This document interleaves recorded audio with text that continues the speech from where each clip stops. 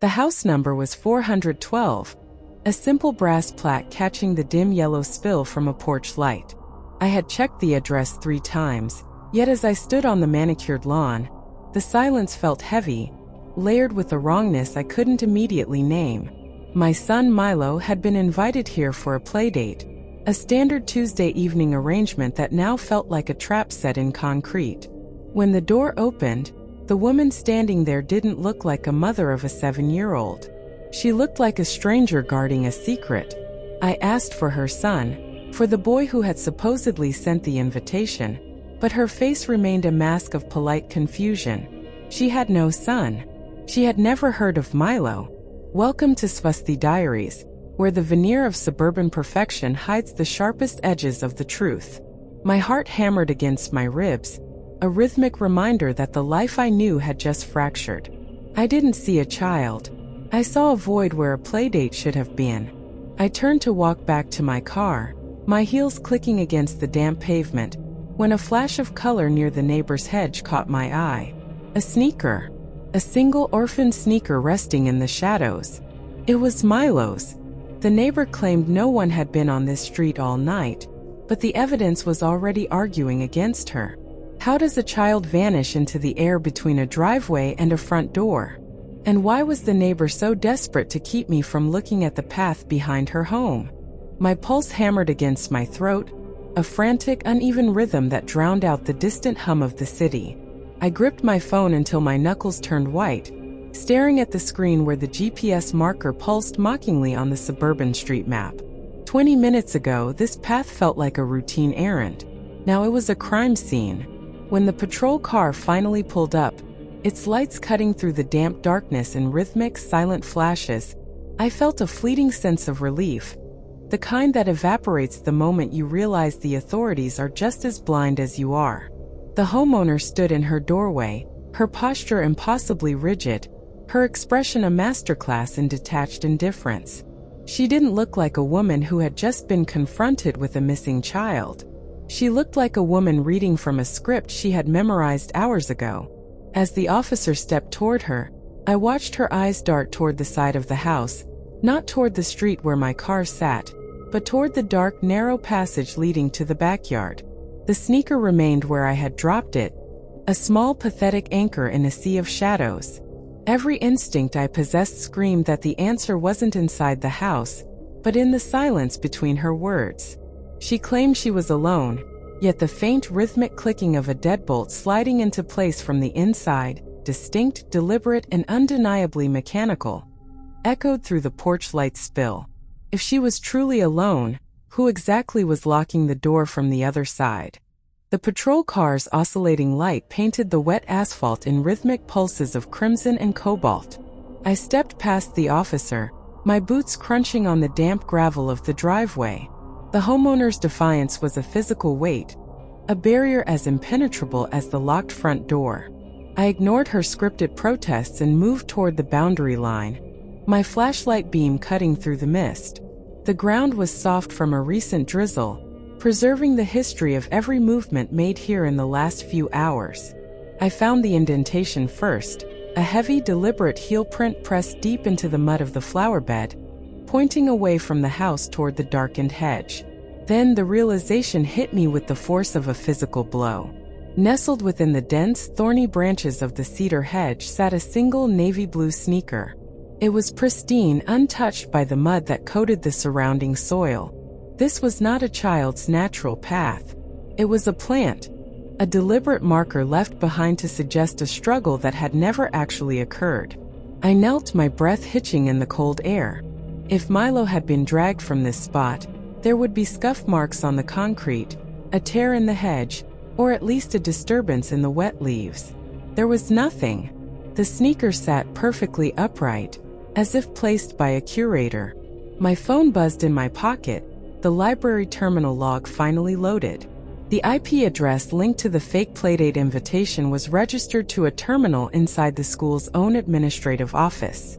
The kidnapping wasn't just a crime. It was an internal maneuver, and the sneaker was the first lie in a carefully constructed narrative. The sneaker was a clumsy distraction, a theatrical prop meant to draw eyes toward the hedge and away from the digital architecture of the crime. I turned my attention back to the library terminal log. The IP address didn't just point to the school's administrative network. It traced back to a specific node accessed at precisely 12:04 a.m. The invitation wasn't sent from a home router. It was pushed through the school's internal portal during the exact hour the principal claimed he was securing the building for the night. This wasn't a random abduction. It was a scheduled event, synchronized with the school's security override protocol. I leaned against the cold metal casing of the terminal, the silence of the library pressing against my ears. If the kidnapping was a distraction to mask the destruction of ledgers, then the timeline of the digital invitation was the key to the entire embezzlement cover-up. My fingers hovered over the keyboard, but I didn't need to type to see the pattern. The invitation was designed to be traced, but only as far as the library terminal. It was a breadcrumb leading to a dead end.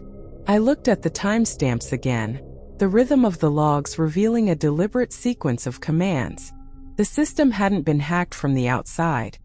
It had been manipulated from within, using administrative credentials that only one person possessed.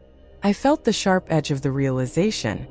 Milo wasn't just a witness to a meeting, he was a variable that had to be removed before the audit. And now the audit was only hours away. If the invitation was a digital breadcrumb leading to a dead end, then who left the footprint? I pulled the security footage from the library's side entrance, expecting to see a shadow or a masked intruder. Instead, the monitor hummed to life, revealing a familiar figure in a beige raincoat, a parent from Milo's own school. The timestamp was rock solid, 12:05 a.m. The movement was deliberate, unhurried, as if they owned the hallway. My pulse quickened. This parent had been the loudest advocate for the school's new transparency policy, yet here they were, caught on tape seconds after the terminal log was triggered. But there was a jagged contradiction in the frame. This same parent had provided a sworn statement to the police, claiming they were at a late-night gala across town during the exact window of the abduction. I zoomed in on the frame, checking the metadata. The digital signature of the video file hadn't been tampered with, yet the physical evidence, the mud on the parent's shoes, the specific weave of that coat, matched the trace I found near the school's basement air vent. If they were at the gala, how did they leave a trail of school-specific red clay in the library corridor at midnight? It wasn't just a coincidence. It was a calculated performance. I sat back, the cool air of the library biting at my skin. The motive wasn't random malice. It was coerced loyalty. The question now wasn't whether they were involved, but who was holding the strings that made them walk this path.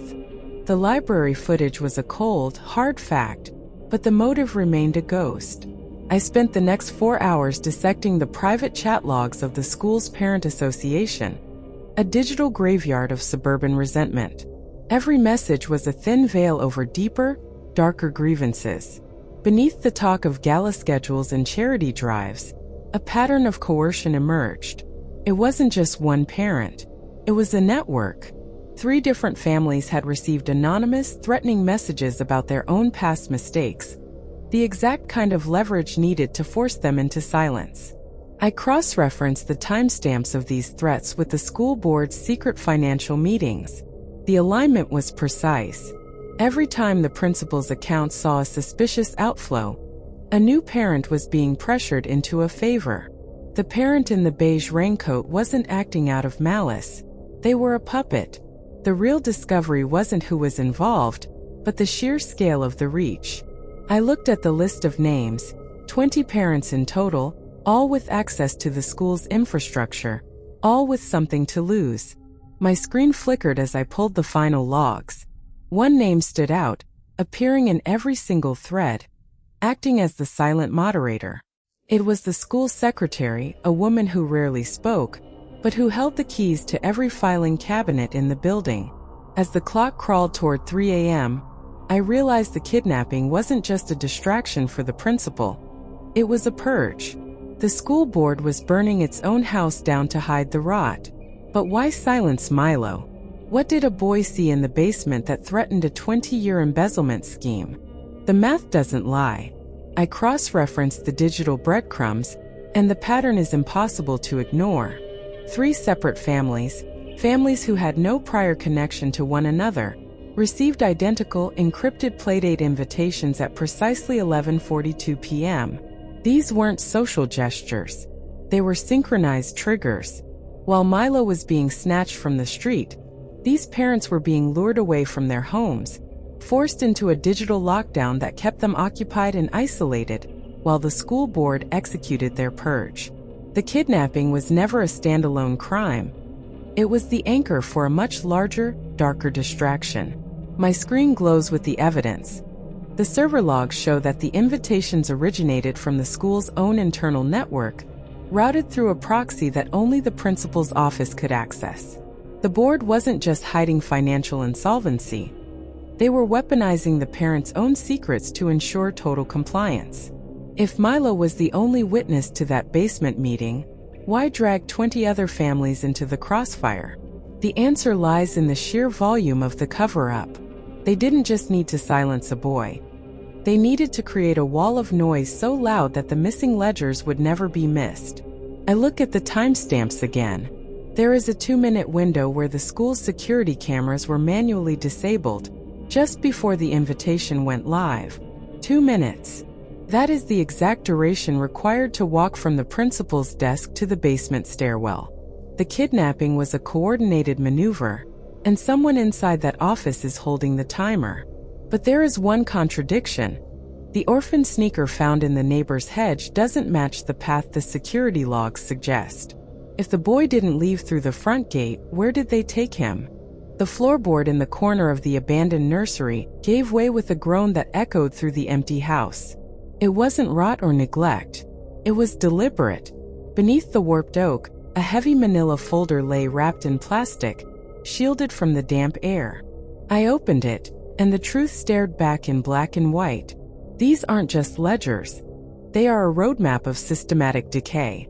The school board wasn't merely stealing. They were cannibalizing the institution's future to settle massive, compounding gambling debts that stretched back nearly a decade. Milo didn't just witness a meeting. He discovered the receipt for the school's total insolvency. The kidnapping wasn't a random act of violence, and it certainly wasn't about the kids. It was a tactical extraction. By creating a localized emergency, the principal ensured that every eye in this district turned toward the police barricades, not the basement archives. The chaos was the cover for a physical purge of these very documents. But there is a flaw in their logic that they didn't account for. The timestamp on the last transfer order in this folder is dated 4 hours after the abduction. If the principal was the one orchestrating the lockdown, he wasn't just destroying evidence.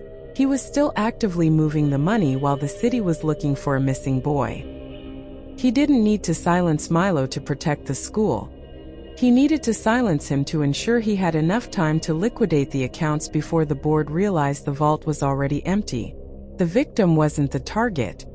He was the distraction used to rob the very people who paid his salary. The ledger entries tell a story of slow, deliberate starvation. Milo's father wasn't just a concerned parent. He was an amateur forensic accountant who had spent months tracking the school's missing tuition funds. He had found the bleed, a series of shell accounts masquerading as service vendors. The principal didn't steal to survive.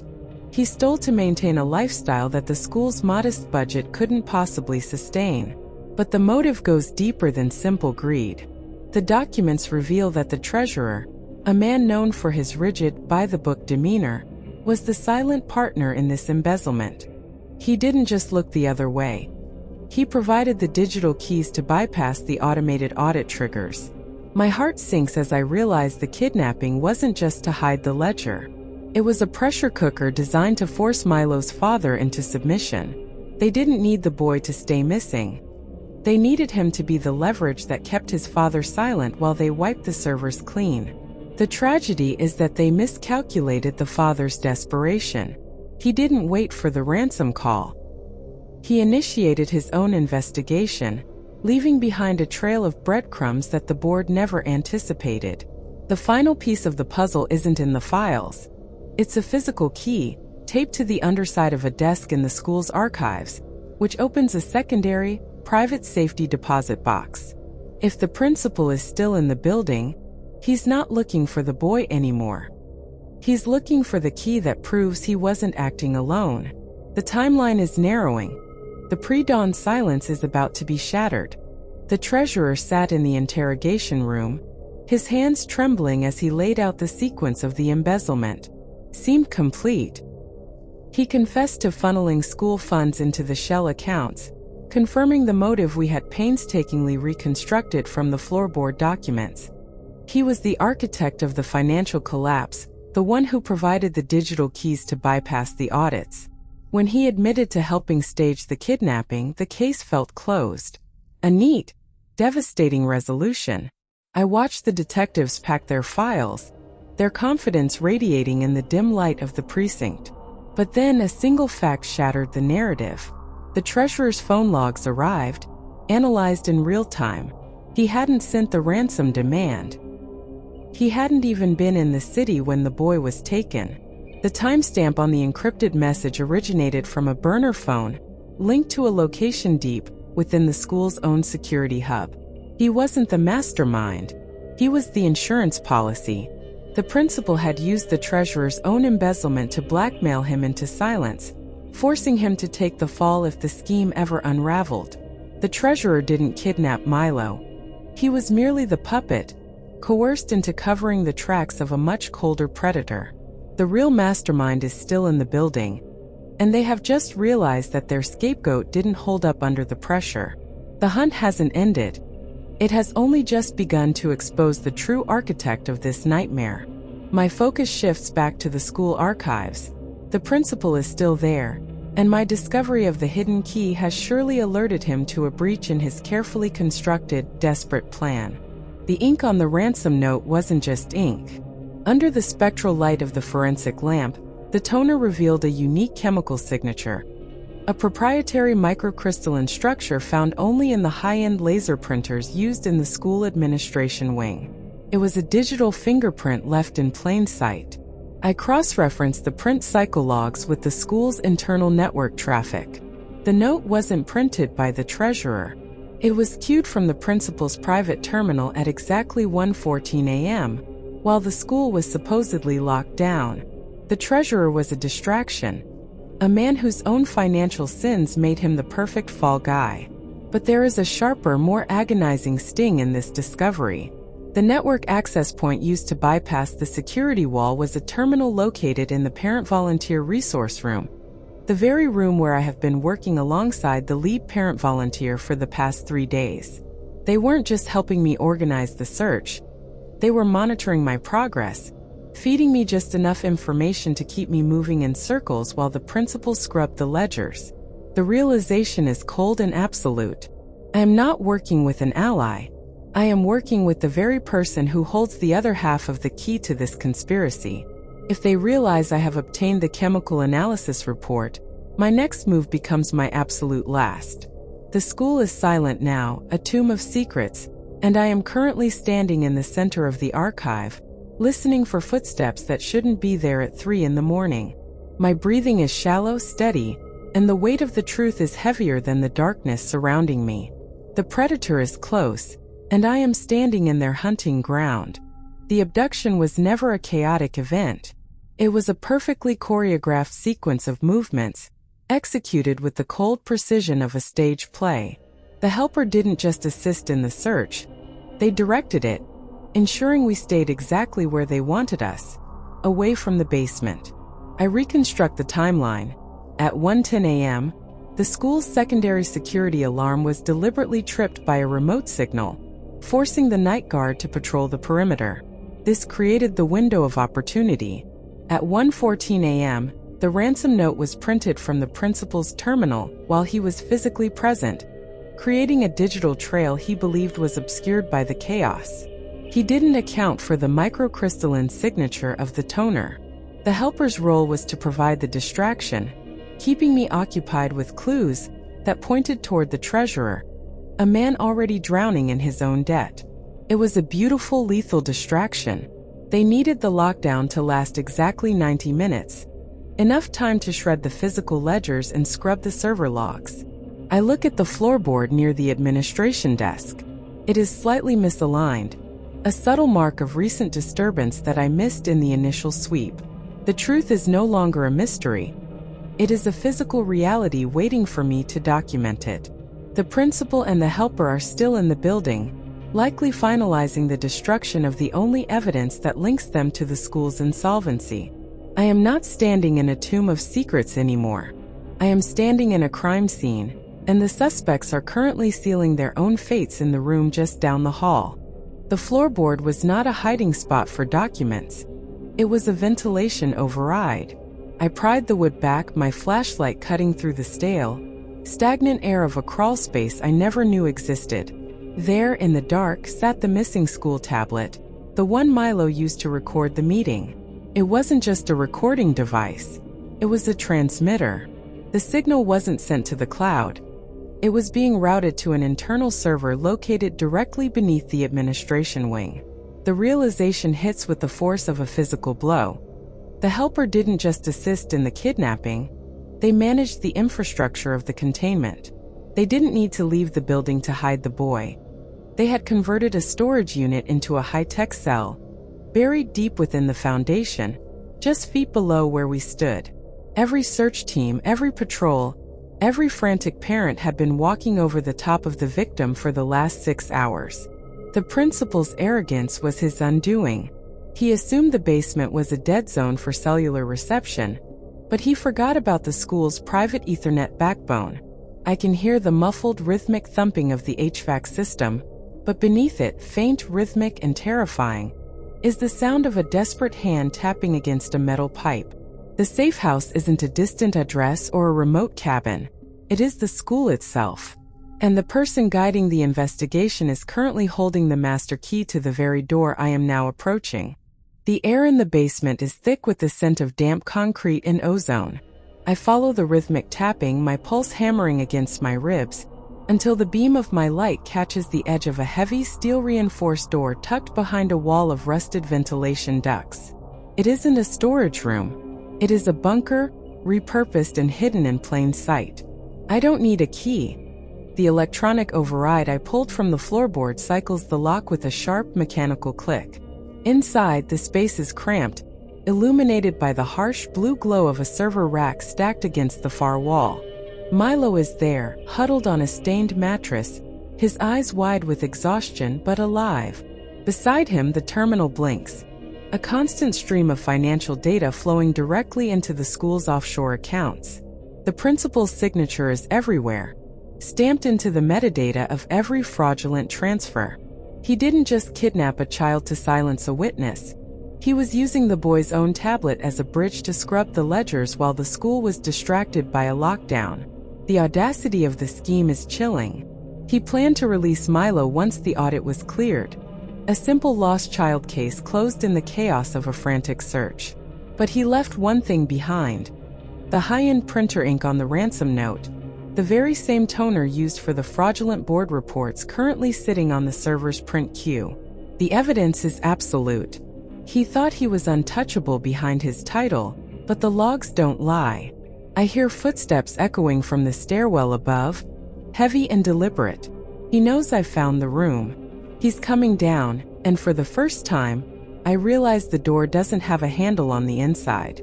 The heavy steel door didn't open for the principal. It opened for the authorities I had alerted minutes before my descent. As the police swarmed the basement, the principal's carefully constructed facade of a concerned educator crumbled into a pile of desperate, incoherent excuses. He hadn't just been stealing money. He had been systematically dismantling the futures of families who trusted him with their children. Milo was safe, reunited with his parents before the sun could even think of cresting the horizon. But the shadow of this betrayal remains. The school board dissolved within 48 hours, and the secret accounts were frozen, revealing the sheer scale of the embezzlement. A staggering amount of tuition fees diverted into private gambling debts. It is a chilling reminder that the most dangerous predators don't live in the dark alleys we fear. They sit in comfortable offices, wearing expensive suits, and shaking our hands with a smile. The kidnapping was a crude, desperate gamble, a frantic attempt to cover a slow-motion crime that had been running for years. Justice will be served in a courtroom, but the community's trust is a far harder thing to rebuild. When you look at the institutions we take for granted, remember that even the most polished surface can hide a rotting foundation. Thank you for walking through this dark labyrinth with me. If you want to keep unraveling the hidden truths behind the headlines, please subscribe to Swasti Diaries.